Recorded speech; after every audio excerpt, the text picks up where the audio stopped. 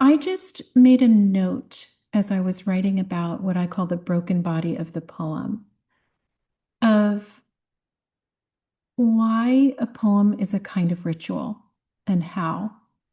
And the things I find in common with rituals and poems are that they're limited in time, right? A ritual doesn't go on forever, it's a limited period of time. It's a period of time to which we give our heightened attention and from which we expect transformation, whether it's becoming married, becoming an adult, or any of those kinds of things, right? It's limited in time, it takes our attention, and we expect to be transformed, becoming a blood brother or sister when you're a kid by combining your blood with another kid's. And the other thing I noticed is that something is always broken in the space of the ritual.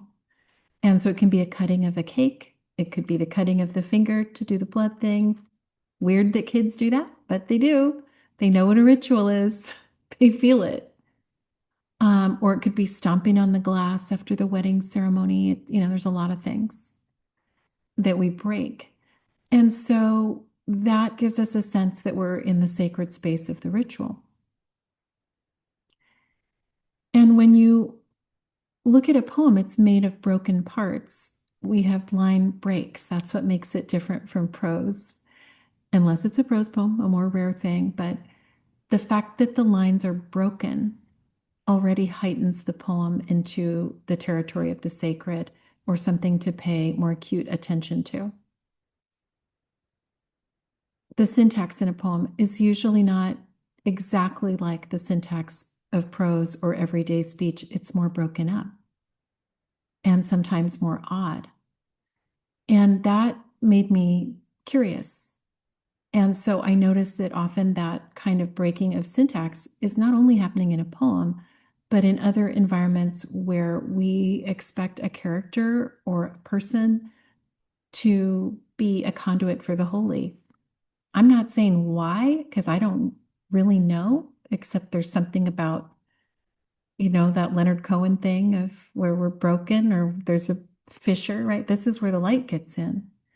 And so notice as you're reading a fairy tale to your children or watching a movie or whatever it is, who is speaking in a strange way? And are they often the person who's supposed to be a messenger? I started noticing that. And so Yoda is a great example because we all know Yoda. But then why are there these traditions such as speaking in tongues where someone is supposedly taken over by the Holy Spirit and they're speaking in a way that doesn't make sense? And so I think it has to do with making less and less sense, but making in that context to people a kind of sense. Yoda would be a good example of that. He's imparting wisdom, but wisdom is not just linear and simple. So the broken syntax reflects the thinking that is also not simple. Zen koans, the same thing. They're odd and sort of break the mind rather than allowing it to follow along its usual paths. So when syntax is broken up and strange, our thoughts also have to be more complex in order to try and follow.